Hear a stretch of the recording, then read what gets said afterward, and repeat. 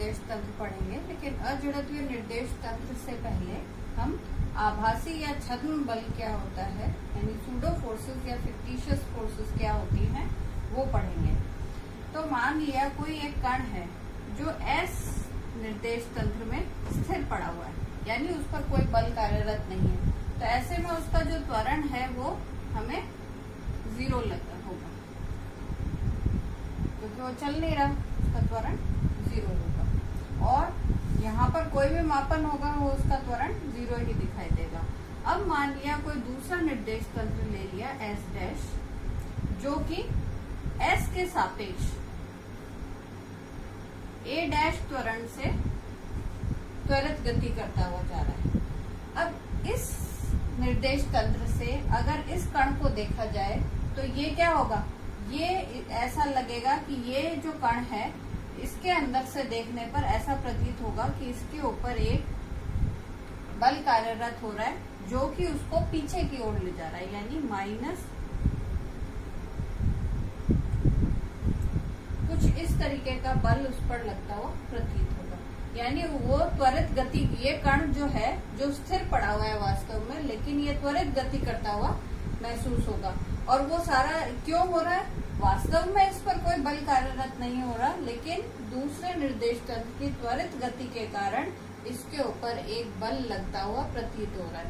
तो ऐसे बल जो वास्तव में किसी कण पर नहीं लगते, लेकिन निर्देश तंत्र की स्वयं की त्वरित गति के कारण उस पर कण पर जो है उस पर एक बल लगता हुआ प्रतीत होता है, उसको हम छद्म बल या आभासी बल कहते हैं। तो इस आधार पर अगर हम देखें तो मान लो कोई एक कण है, अब ये चल रहा है, ठीक है, तो चल रहा है तो इसके अंदर जो त्वरण है वो हमारा एस तंत्र के अंदर कोई कण चल रहा है तो उसकी ऊपर जो बल है उसका मान F(AR) है। तो एस तंत्र के अंदर वो कण चल रहा है।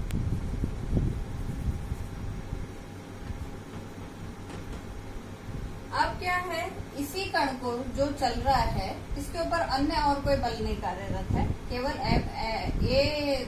AR त्वरण से वो गतिमान है। अब कोई S dash frame of reference ले लिया हमने, जो कि इसके सापेक्ष त्वरित गति कर रहा है, तो उसकी गति हम मान लेते हैं A0 त्वरित गति कर रहा है। ऐसी स्थिति में क्या होगा, इस कण पे एक आभासी बल लगने लगेगा। उस आभासी बल का मान कितना होगा, क्योंकि ये आगे की ओर अग्रसर है, इसलिए इसके ऊपर एक विपरीत दिशा में एक बल लगता हुआ महसूस होगा। तो इस प्रकार से इस कण पर क्या होगा, कुल बल का जो मान होगा वो इन दोनों बलों का सदिश योग हो जाएगा।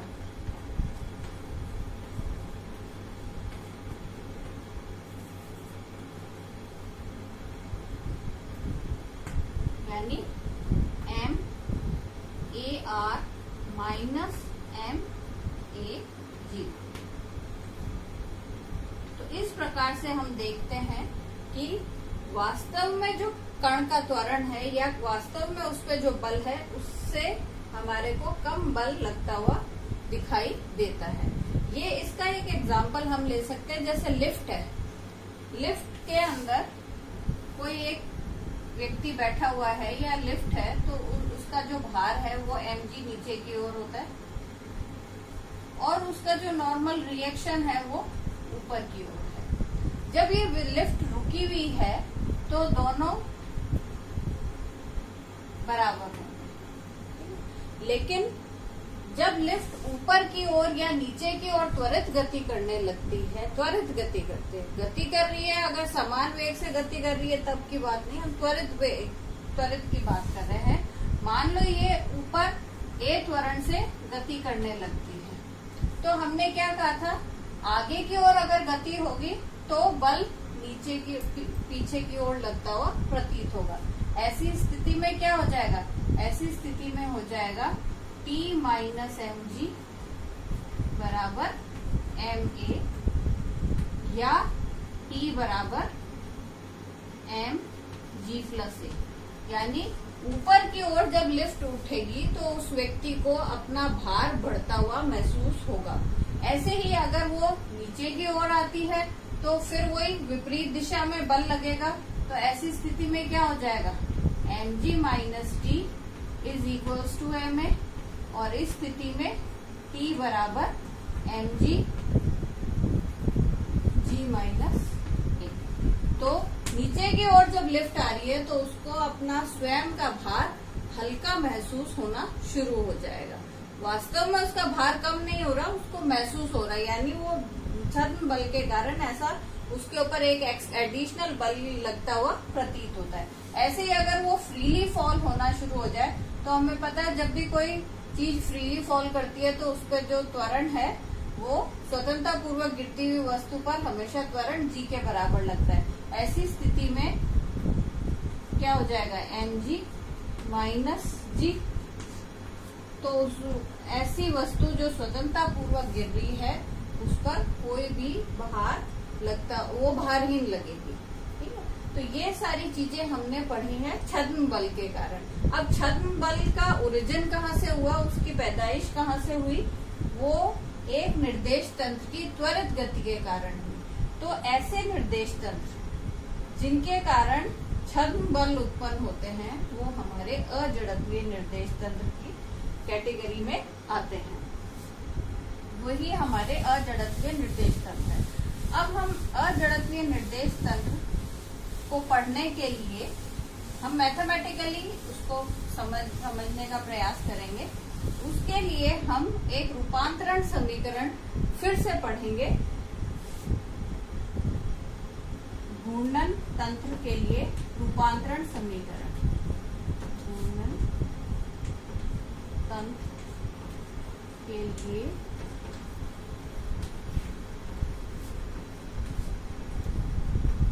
रूपांतरण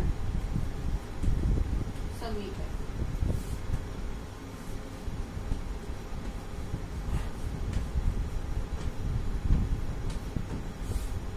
तो घूर्णन तंत्र के लिए रूपांतरण समीकरण निकालने के लिए हम थोड़ा सा जो हमने पहले पूर्व में पाठ में पढ़ा है उस पर हम ध्यान देंगे। हमने पहले एक इंक्लाइंड फ्रेम ऑफ रेफरेंस पढ़ा था, जो दो निर्देश तंत्र, एक निर्देश तंत्र दूसरे के सापेक्ष थीटा कोण से झुका हुआ है। वही केस हम वापस लेते हैं। माना एक फ्रेम ऑफ रेफरेंस है जिसका नाम हम S दे देते हैं और उसके कोऑर्डिनेट्स x, y और z हैं। इसी प्रकार से दूसरा एक फ्रेम ऑफ रेफरेंस ले लेते हैं जिसका नाम हम दे देते हैं R, क्योंकि वो रोटेट कर रहा है। और उनके जो दोनों के ओरिजिन है वो एक दूसरे पे संपाती हैं और उनके जो z अक्ष है वो भी एक दूसरे पर संपाती है। प्रारंभ में हम ये मान लेते हैं ये R फ्रेम ऑफ रेफरेंस जो है t बराबर 0 पर एक दूसरे के ऊपर संपाती है। S और R दोनों संपाती है।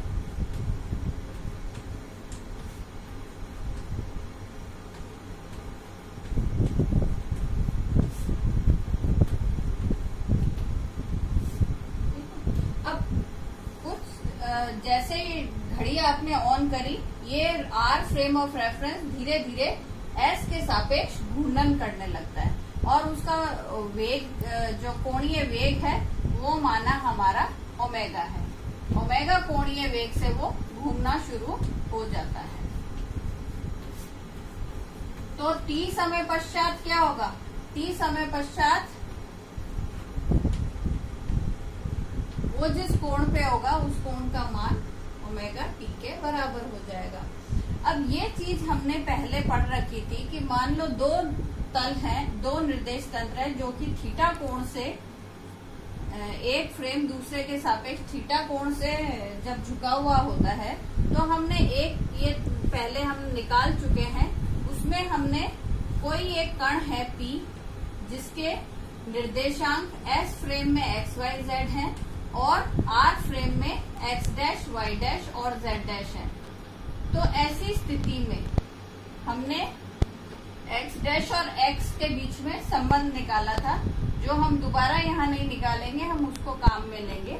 वो है हमारा x cos theta plus y sine theta, y dash is equals to y cos theta minus x sine theta, और उसमें हमने z डैश और z को संपाती ले लिया था, ओवरलैपिंग ले लिया था, तो z डैश बराबर z। कुछ ये हमारे समीकरण आ गए थे। तो अब हमने यहाँ पर थीटा का जो मान है वो ओमेगा टी लिया हुआ है, तो हमारे यहाँ पर, वहां तो हमने थीटा फिक्स करा हुआ था क्योंकि फ्रेम ऑफ रेफरेंस दोनों चल नहीं रहे थे, लेकिन यहाँ पर तो एक घूर्णन कर रहा है, तो ऐसी स्थिति में थीटा स्थिर नहीं रहेगा, उसका मान ओमेगा टी के बराबर आ जाएगा। तो यहाँ पर हम ये देख रहे हैं कि जो थीटा है वो भी बदलता जा रहा है। अब हम ये समीकरण, हमारे पास रूपांतरण समीकरण है, हम इनकी सहायता से वेग का रूपांतरण समीकरण और त्वरण का रूपांतरण समीकरण निकाल सकते हैं, और साथ ही साथ हम देखेंगे कि ये जो तंत्र है ये एक अजड़त्वीय निर्देश तंत्र है या नहीं है, इसका पता लगा लेंगे। तो इसके लिए हम एक इनमें से इन समीकरणों को हम एक बार साइड में यहाँ लिख लेते हैं।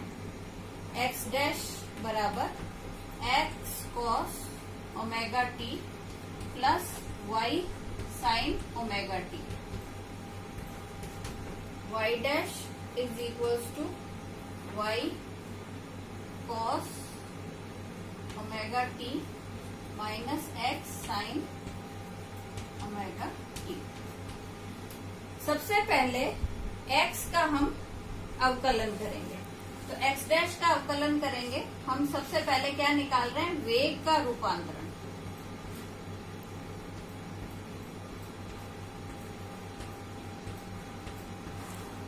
वेग रूपांतरण समीकरण निकालना है। तो वेग रूपांतरण समीकरण निकालने के लिए हम x डैश का अवकलन करेंगे, तो क्या आ जाएगा, dx डैश बराबर dx cos omega t plus dy sin omega T. ये तो हमने x और y का कर दिया, लेकिन इसके अंदर आपको पता है समय के साथ और ये जो थीटा है ये भी बदलता जा रहा है, इसलिए इसका भी अवकलन होगा, ये कांस्टेंट नहीं है, इसलिए क्या आ जाएगा हमारा minus omega x sine omega t plus omega y cos omega.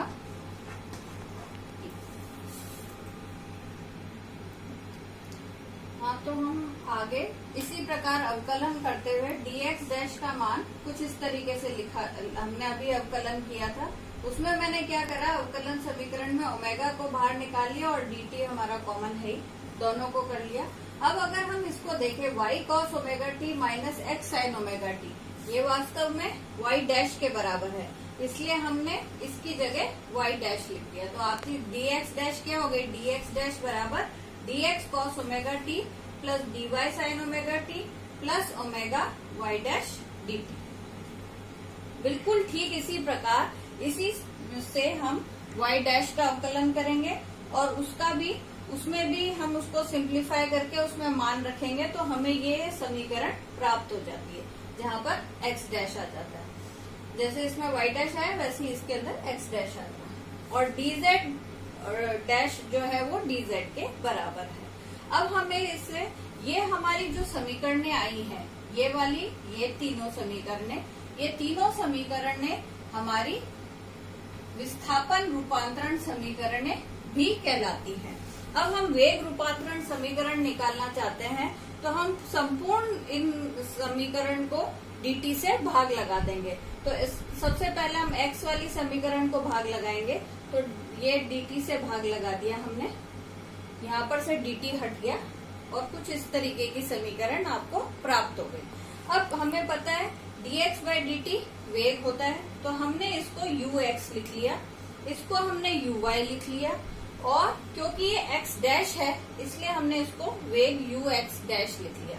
तो ये आपकी जो समीकरण है ये यू एक्स डैश बराबर u x cos omega t u y sine omega t plus omega y dash, ये हमारी आ गई वेग रूपांतरण समीकरण।